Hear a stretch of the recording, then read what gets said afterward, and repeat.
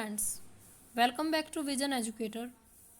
इस वीडियो में आज हम संवेग संरक्षण के सिद्धांत के बारे में जानेंगे। संवेग संरक्षण के सिद्धांत को जानने के लिए हमें संवेग के बारे में पता होना चाहिए, न्यूटन के सेकंड लॉ के बारे में पता होना चाहिए और न्यूटन के थर्ड लॉ के बारे में पता होना चाहिए।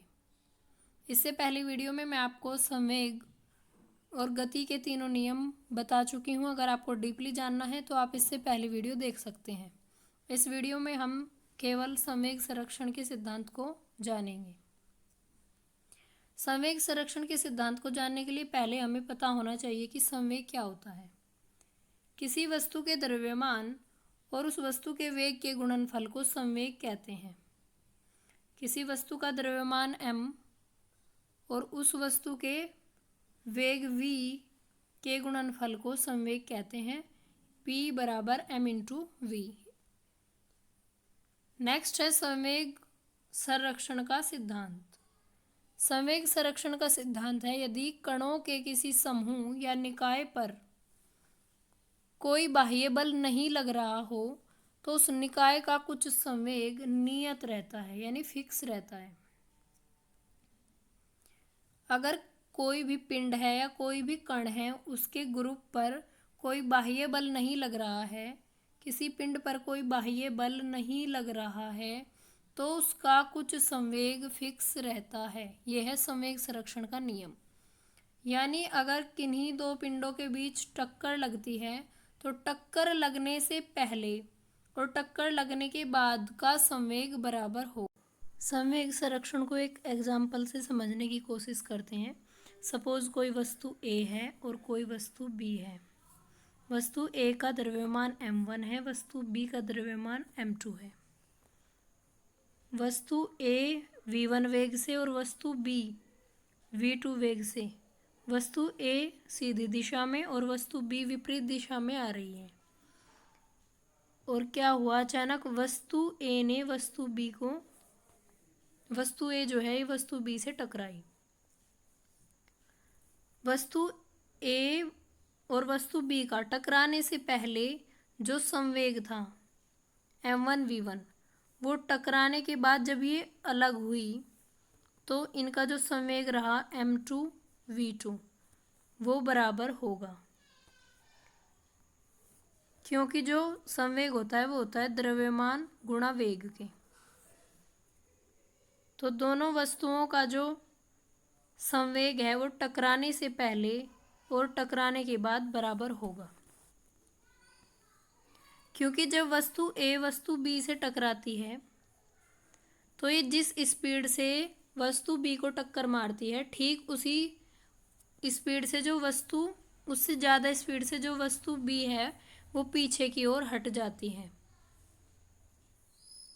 वस्तु A जब वस्तु B को टक्कर मारती है तो इसकी स्पीड में तो कमी हो जाती है, लेकिन जिस वस्तु में टक्कर लग रही होती है उसकी स्पीड बढ़ रही होती है।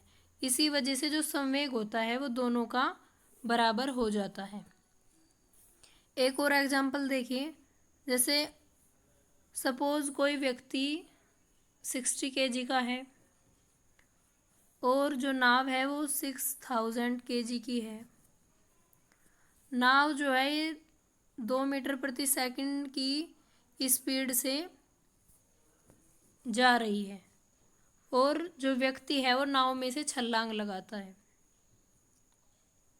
तो क्वेश्चन पूछ लिया जाएगा कि व्यक्ति किस वेग से नाव में से छलांग लगा रहा है। तो देखिए इसके लिए क्या करेंगे, हमारे पास m1 है 6000 kg। हमारे पास v1 है 2 मीटर प्रति सेकंड और हमारे पास m2 भी है 60 kg और हमें निकालना है v2। तो इसके लिए क्या करेंगे, इधर 0 से 0 कैंसिल हो जाएगी। 6 से हम 600 को जब डिवाइड करेंगे तो हमारे पास 100 आ जाएगा और इधर जब हम 2 की मल्टीप्लाई करेंगे 100 में तो हमारे पास हो जाएगा 200 हमारा आया v2, यानी 200 मीटर प्रति सेकंड के वेग से व्यक्ति ने नाव में से छलांग लगाई। वैसे तो एग्जाम में क्वेश्चन ही पूछा जाएगा जो मैंने आपको एग्जाम्पल बताया, लेकिन एक बार हम देख लेते हैं कि संवेग संरक्षण का जो सिद्धांत है इसे प्रूव कैसे करेंगे। सबसे पहले मैंने आपको बताया कि हमारे पास संवेग होना चाहिए। संवेग बराबर होता है द्रव्यमान गुणा वेग के। फिर हमारे पास न्यूटन का दूसरा नियम होना चाहिए। न्यूटन का दूसरा नियम क्या कहता है? न्यूटन का दूसरा नियम कहता है कि जो बल होता है वो वस्तु के द्रव्यमान और उसके त्वरण के गुणनफल के बराबर होता है, जबकि जो त्वरण होता है वो होता है वेग में परिवर्तन की दर। ये मैंने आपको इससे पहली वीडियो में डीपली समझाया हुआ है, आप इससे पहली वीडियो देख सकते हैं। नेक्स्ट हमें पता होना चाहिए न्यूटन का तीसरा नियम। न्यूटन के तीसरे नियम को एक्शन रिएक्शन का नियम भी कहते हैं और इसे क्रिया प्रतिक्रिया का नियम भी कहते हैं। न्यूटन का तीसरा नियम क्या कहता है? न्यूटन का तीसरा नियम कहता है कि जब कोई वस्तु किसी दूसरी वस्तु पर बल लगाती है तो पहली वस्तु की क्रिया के अपोजिट दूसरी वस्तु भी अपनी प्रतिक्रिया दे रही होती है। आइए इसे एक एग्जाम्पल से और समझ लेते हैं। सपोज कोई ट्रक है और इधर से कोई वैन आ रही है। जब जो ट्रक है ये इस वैन से टकराता है तो टकराने से पहले जो ट्रक है उसका वेग था v1 और जो वैन है उसका वेग था v2। टकराने के बाद जो वेग हुआ ट्रक का v2 हो गया। टकराने के बाद जो ट्रक का वेग हुआ वो हो गया u1 और जो वैन है उसका वेग हो गया u2। v1 वेग से ट्रक चल रहा था और v2 वेग से वैन इसकी विपरीत दिशा में आ रही थी, लेकिन जैसे ही ये टकराए तो इनका वेग परिवर्तन हुआ। ट्रक का वेग हो गया u1 और वैन का वेग हो गया u2, क्योंकि मैंने आपको बताया कि ट्रक जितनी स्पीड से वैन में टक्कर मारेगा, टक्कर मारने के बाद ट्रक की स्पीड में कमी आएगी, जबकि जो वैन है इसकी स्पीड में बढ़ोतरी हो जाएगी। इसलिए यहाँ पर जो वेग है इसमें परिवर्तन आया। लेकिन जो द्रव्यमान है, द्रव्यमान में कोई भी परिवर्तन नहीं आएगा।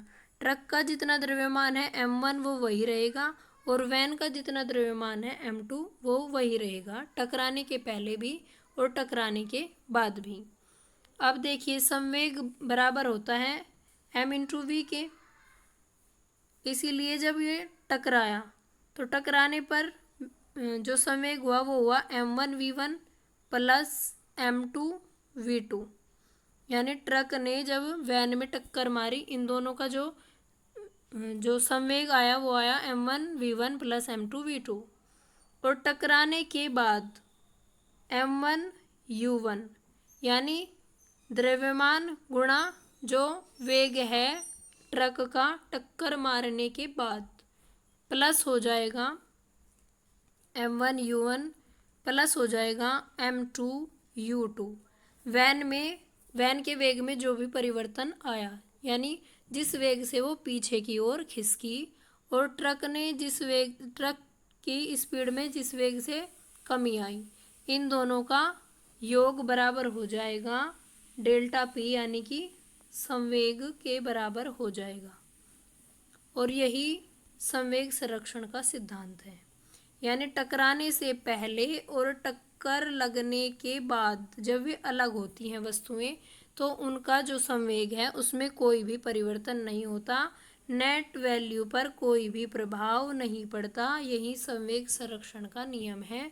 और यही हमने न्यूटन के तीसरे नियम में भी पढ़ा था कि जब कोई वस्तु किसी दूसरी वस्तु से टकराती है तो जब वो पहली वस्तु कोई क्रिया कर रही होती है, दूसरी वस्तु भी उसके बदले उस पर कोई प्रतिक्रिया दे रही होती है। उम्मीद करती हूँ आपको टॉपिक समझ में आ गया होगा। अगर आपको वीडियो पसंद आई है, वीडियो को लाइक करिए, ज़्यादा से ज़्यादा शेयर कीजिए। अगर आप चैनल पर पहली बार विजिट कर रहे हैं, चैनल को सब्सक्राइब कर लीजिए, साथ ही बेल आइकन को प्रेस करिए जिससे आपको न्यू नोटिफिकेशंस मिलते रहें। Thank you.